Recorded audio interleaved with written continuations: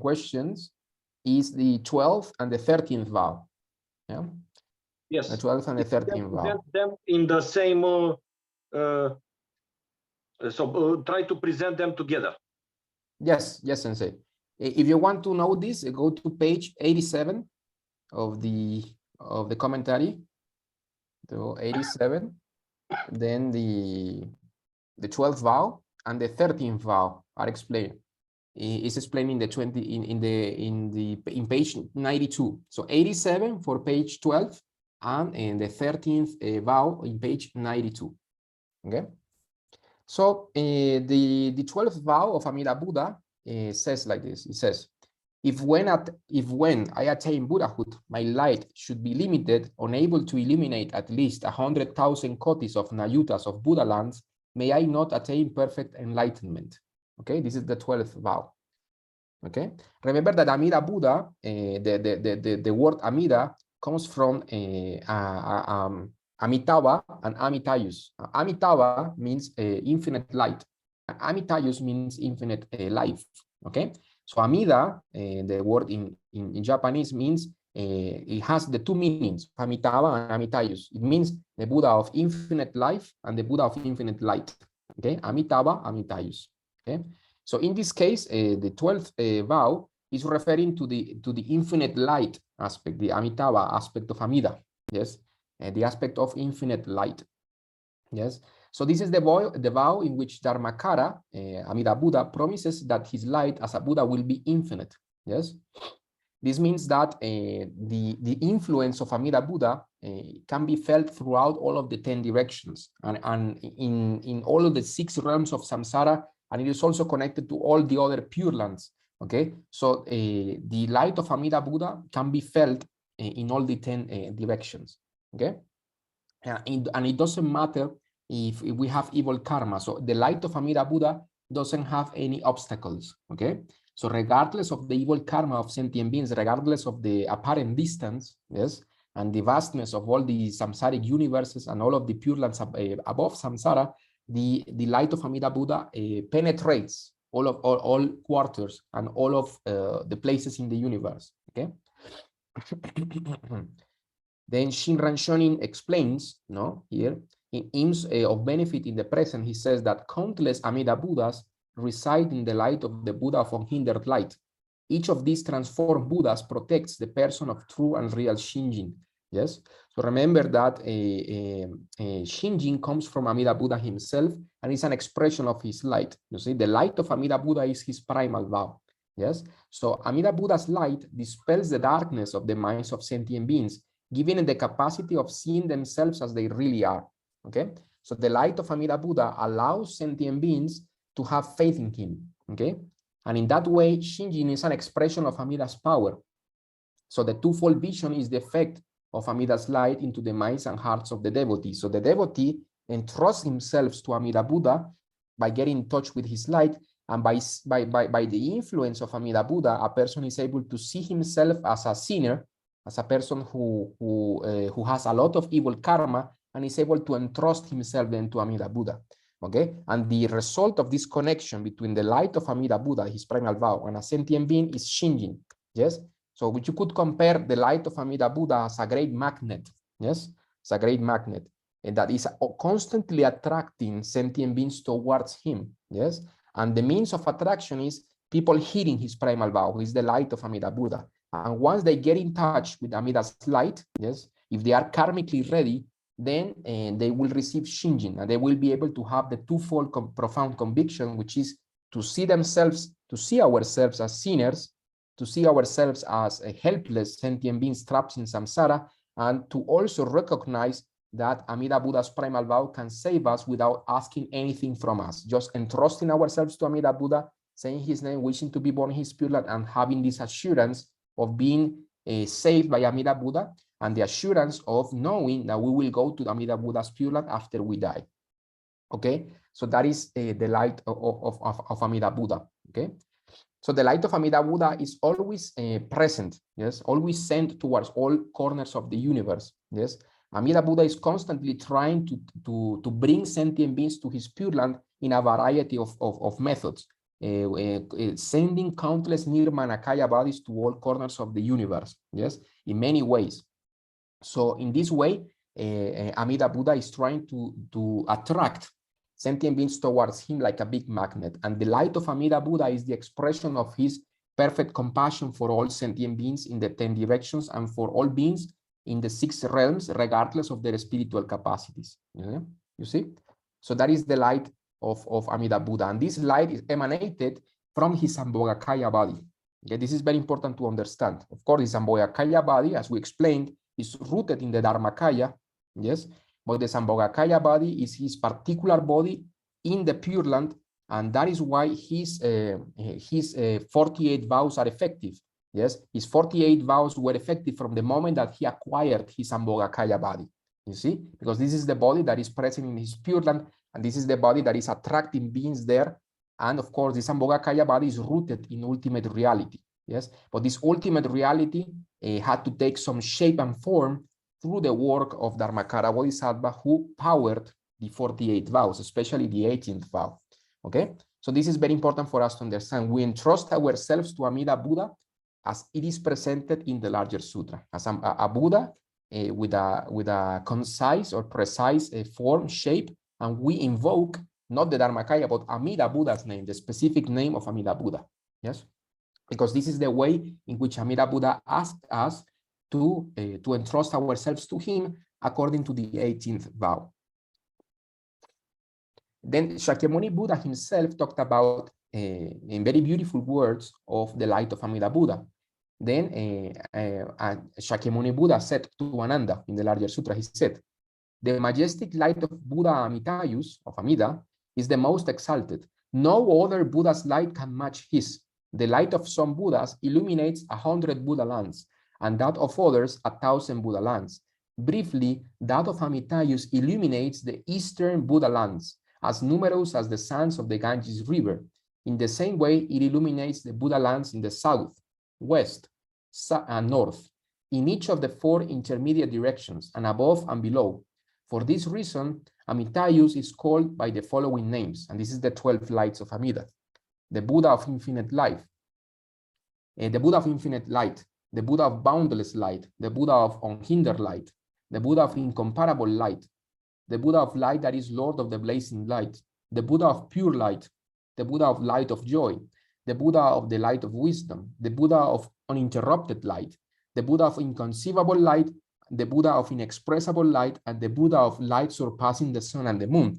Of course, these 12 names of Amida Buddha were spoken by Shakyamuni Buddha, and they are present in our liturgy in Amidaji. Yes, Muryo-kobu, Muhen-kobu, Muge-kobu. These are the 12 lights of Amida Buddha, spoken by Shakyamuni Buddha himself.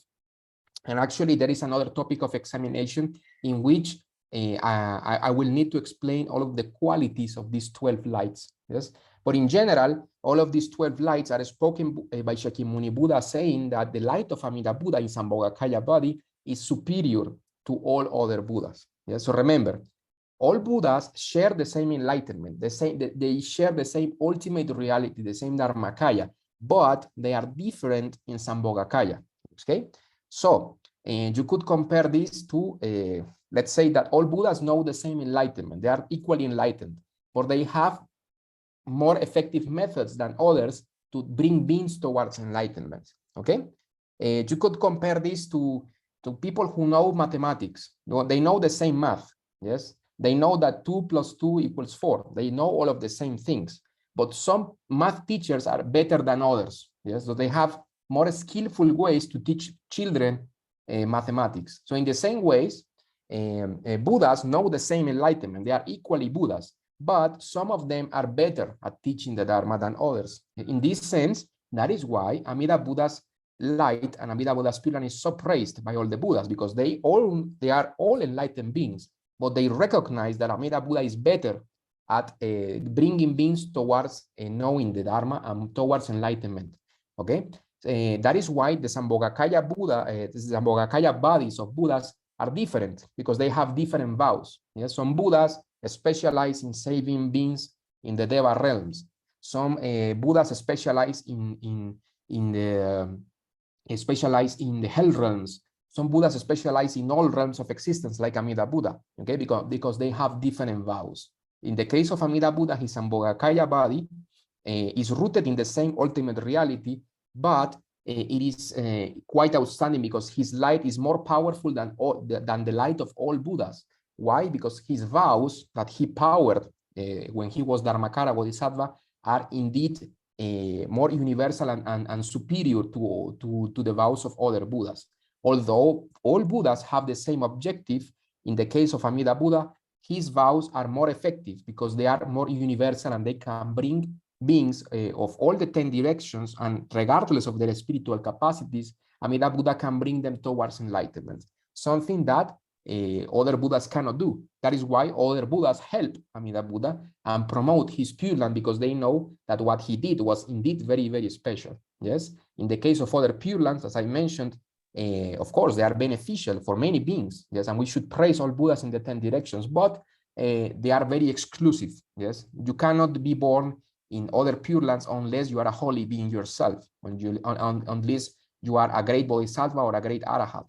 Yes, and this excludes many other beings. In the case of Amida Buddha, his light is all pervasive, and his primal vow includes all sentient beings in the universe, and you can be born there regardless of your evil karma.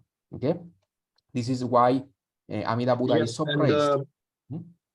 Yes, and other Buddhas, except Amida, can also help, and they are also there for people, for beings who can't yet entrust to Amida Buddha. So this is why we have various Dharma gates and various practices associated with various Buddhas, so that beings who can't yet entrust to Amida Buddha could also follow something. This or that practice, you see? Yes, that is why we constantly see in Buddhist art many, for example, Avalokiteshvara, Padmasambhavantara, have Amida Buddha on their crown because they want beings to go to the Pure Land. Of course, if they are not yet ready, then they teach them something else, yes, to keep them busy until they can trust themselves to Amida Buddha, or they maybe have the capacity to attain enlightenment through other Dharma gate. But indeed, the most effective method is to go to Amida Buddha's Pure Land. And in our case, as ordinary beings, is our only choice, actually, to attain enlightenment. Yes. So I don't know if you guys have something else to add. No, it's a wonderful discussion. You can go to the next vow. The vow related with the infinite life of Amida. I'm so sorry, Sensei. I forgot that I had to explain also the 13th. Yes, the question is two vows. I only explained the 12th. Okay, but the 13th is actually these are related, actually. Yes, because the 13th vow is related to the lifespan of Amida Buddha. So the 12th vow is speaking about the light, the all-pervasive quality of Amida's compassion. Yes, but of course, in order for Amida Buddha to emanate light, he needs a body, the source of this light. You know, so the life of Amida Buddha, the light of Amida Buddha expresses the compassion of Amida Buddha in terms of space, but in terms of time, the 13th vow. Yes, because he will be active. So Amida Buddha says that he will be active throughout eternity. Yes, it will not have an end. So the activities for the salvation of all sentient beings of Amida Buddha, it will not have an end. So this is expressing Amida Buddha's compassion in terms of time, that his body, his Sambhogakaya body, will never die. Yes, will never be unavailable for sentient beings. Yes, as Josho Sensei explains here in page 92, as I explained, the 12th vow is explained in page 87, and this is explained in page 92. Josho Sensei says, this vow, and he says, Amida Buddha, if when I attain Buddhahood, my lifespan should be limited even to the extent of 100,000 kotis of nayutas of kalpas, may I not attain perfect enlightenment. In other words, the Sambhogakaya body of Amida Buddha, he says, will remain forever. You see, that is what Amida Buddha is saying. Yes, Josho Sensei says, this vow simply means that his transcendent manifestation, Sambhogakaya, will last forever for the benefit of all sentient beings. This is basically what he says. Yes, So the 12th vow guarantees that all beings will hear eventually about Amida Buddha's primal vow. And the 13th vow says that he will never give up. So Amida Buddha will constantly be there for the benefit of sentient beings. So as long as there are unenlightened sentient beings, then Amida Buddha will always remain there. Yes, in Sambhogakaya form, always welcoming all beings to his Pure Land. And okay? As long as one is enlightened, he automatically has Sambhogakaya. So this is why Sambhogakaya body never disappears since the moment one became enlightened. It's like the enlightened personality of a Buddha. That is a Sambhogakaya. Yes. Yes, of course, all Buddhas have a Sambhogakaya body. In this case, Amida Buddha is saying that this the primal vow, yes, and all of the qualities of his Pure Land and the method to be born there will always remain possible for sentient beings to take, no? So they will always have the chance, all beings in the universe will have the chance to hear about Amida Buddha, especially his primal vow, and they will have an opportunity to go to the Pure Land, okay? I will now just quote, because it's so beautiful, Shakyamuni Buddha speaking about this. Shakyamuni Buddha said, the lifespan of Amida is so long that it is impossible for anyone to calculate it. To give an illustration, let us suppose that all the innumerable sentient beings in the worlds of the 10 directions were reborn in human form, and that everyone became an Esravaka or Prajeka Buddha. Even if they assembled in one place, concentrated their thoughts, and exercised the power of their wisdom to the utmost to reckon the length of the Buddha's lifespan by the number of kalpas, even after 1,000 million kalpas, they could still not reach its limit. So it's like a very complex analogy saying that nobody can even calculate. It's eternal. It's beyond space and time. It cannot be calculated. Yes. And of course, there is the well-known, as Yosho Sensei says, the well-known Mahayana verse. It says, as long as space endures and unenlightened beings exist, may I too remain to dispel the miseries of the world. Yes, this is a spoken, and this is one of the favorite verses of the Tibetan lineages, which constantly stress bodhicitta. In our case, as Jodo Shinshu Buddhist, this body mind, as we will explain, is in the form of Shinjin. So as soon as we are born in the Pure Land, we will have this perfect compassion, and we will be like Amida Buddha, like Avalokiteshvara, like Mahastama Prapta, and like all Buddhas in the 10 directions, and we will have a Sambhogakaya body from the Pure Land, and we will emanate countless Nirmanakaya bodies for the benefit of all sentient beings. Our activities will be eternal as well, okay? So the compassion and wisdom of enlightened beings doesn't have an end. It will be there forever, okay? And of course, this is in accordance to what Amida Buddha said himself when he was Dharmakara. If I should not become a great benefactor in lives to come for innumerable kalpas, to save the poor and the afflicted everywhere, may I not attain perfect enlightenment. So this is very important for us to understand, because Amida Buddha cares for all beings in the universe, from the Bodhisattva in the 10th Bhumi, but especially for those who have no other option, because the Bodhisattva in the 10th Bhumi, maybe he could attain enlightenment on his own, like Maitreya, but in our case, we don't have any other option, yes? So we are the poor, we are the afflicted everywhere in this verse, yes? And we are the objective of Amida Buddha. We are the reason, and he linked his attainment of Buddhahood with our attainment of Buddhahood. Yes, we are spiritually poor in the sense that we don't have virtues. Merits, in order virtues to purify. And in our case, we need Amida Buddha to go to his Pure Land. And the good news and the marvelous news is that Amida Buddha said that he will not attain enlightenment. And of course he has, but he says that if he is a Buddha, then he can take us to his Pure Land. And many beings, according to even in our world history. Like saying, you should not call me a Buddha if I, yes. Yes, we should not call him a Buddha if he's unable to fulfill this. But of course, many beings have been born in his Pure Land, from Tibet, from China, Korea, Japan. And actually, this is why it's so saddening to see people calling Amida Buddha a myth, a metaphor, because Amida Buddha is a a real Buddha, a living enlightened being. Yes, and this is very clear only if you have eyes to see. Yes, throughout history, many people have known Amida Buddha, have had visions of Amida Buddha. Even Josho Sensei himself, even myself, have experienced the power of Amida Buddha. Yoshin, and I'm pretty sure also Hosan. Many people can attest to the fact that Amida Buddha is a living being, and that if you entrust yourself to him, you will be born in Amida Buddha's spirit and you will become a Buddha yourself. Okay?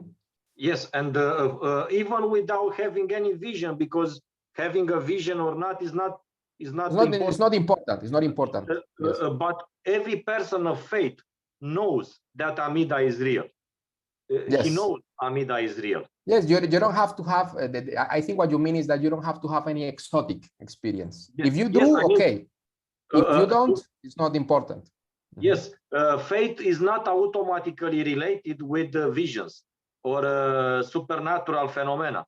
Faith is simply knowing Amida exists and he's there for you and will save you and bring you to his pure land. That's all. Yeah. And that is actually the most important thing of all, that doesn't matter the miracles. The most beautiful miracle is Shinjin. Yeah, the faith in Amida Buddha is itself the objective of Jodo Shinshu, and that is sufficient. Yes, as long as you believe in Amida Buddha, then everything good will come from that. So we shouldn't rely on exotic and experience. The fact that yes, and the fact that ordinary beings will become Buddhas through simple faith in Amida, that is the greatest miracle of religion.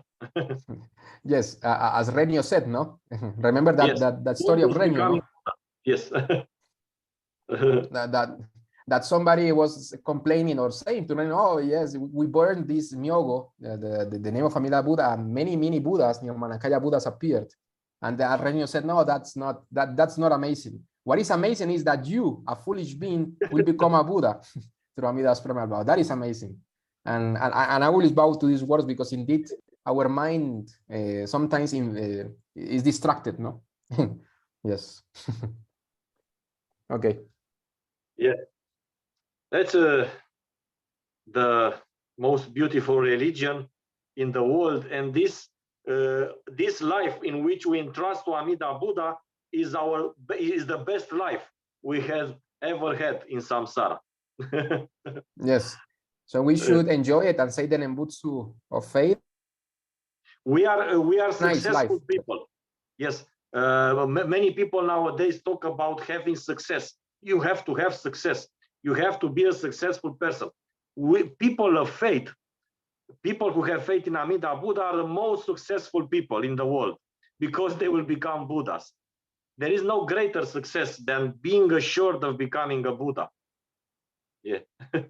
Yes, even if you gain all the riches in samsara, and if you don't become a Buddha in your next life, that Joshin has, yes. Yes. Even if you have all the money in the world, yes, it doesn't matter as long as if you don't become a Buddha, then you are poor. Indeed. Yes, you can become the equal of Joshin, who has many ladies. If you have faith in Amida, you are even better. Yes, it will be better than all of these guys, the CEOs. Yes. Yes, guys, very good. So okay, that's all for today. Okay.